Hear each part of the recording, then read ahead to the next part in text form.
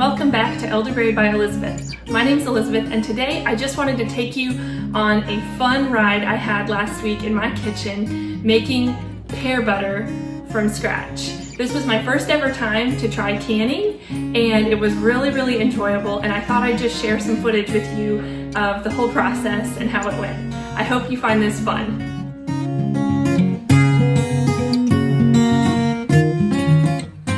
So I quickly found out that 90% of the work was just getting the pears peeled and chopped up.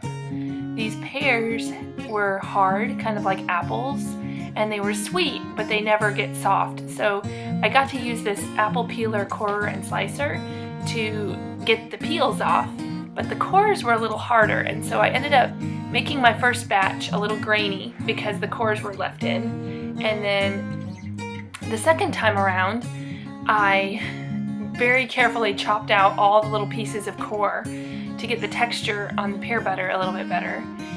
But it was just a lot of tedious time and effort. I think this probably took me, I don't know, an hour or two to get through 3 to 4 bags of pears, just chopping them up and getting them peeled.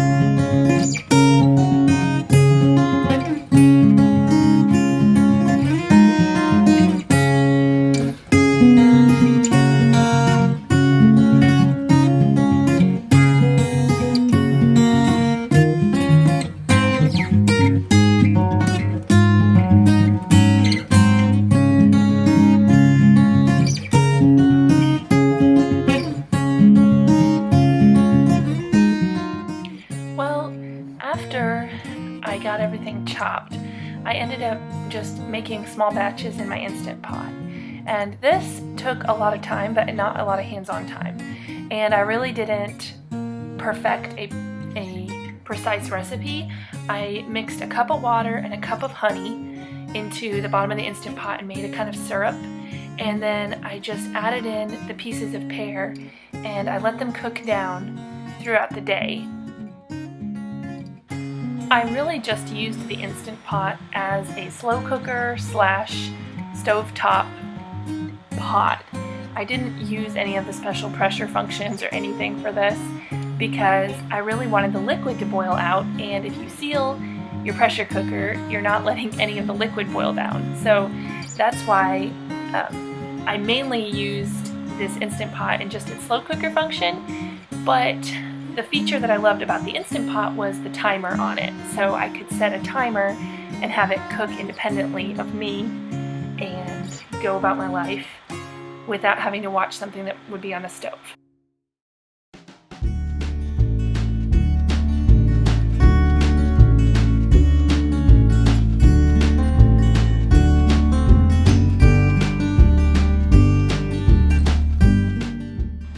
The only thing I added other than honey, water, and pears was a little bit of powdered ginger and a stick of cinnamon, which I took out later.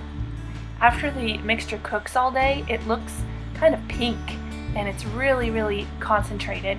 At this point, I put a hand blender in it and just smoothed it out into a puree, and then I let it boil down the rest of the way and to get out the last of the extra moisture to make it really thick. And I let it boil for probably about an hour just prior to canning it.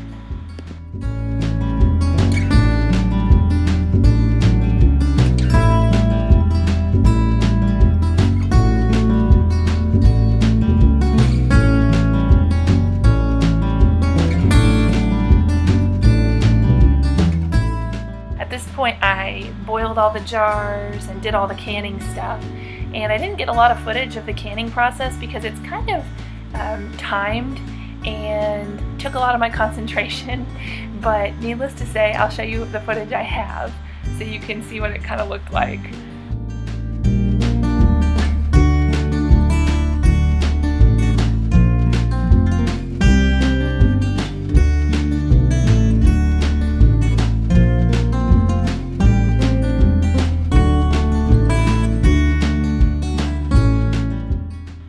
The part I'm missing here is the part where I wiped the edges of the jars and put the canning lids on top of the jars.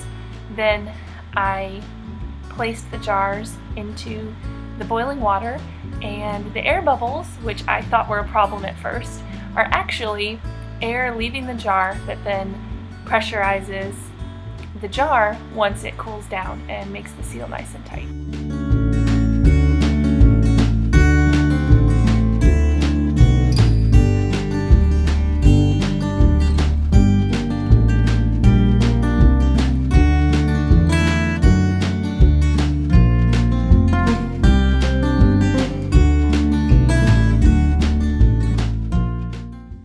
Well, I hope you found that enjoyable. If you liked it, please give it a thumbs up and share it with your friends, and come back next week for more kitchen and garden adventures. Thanks so much for watching.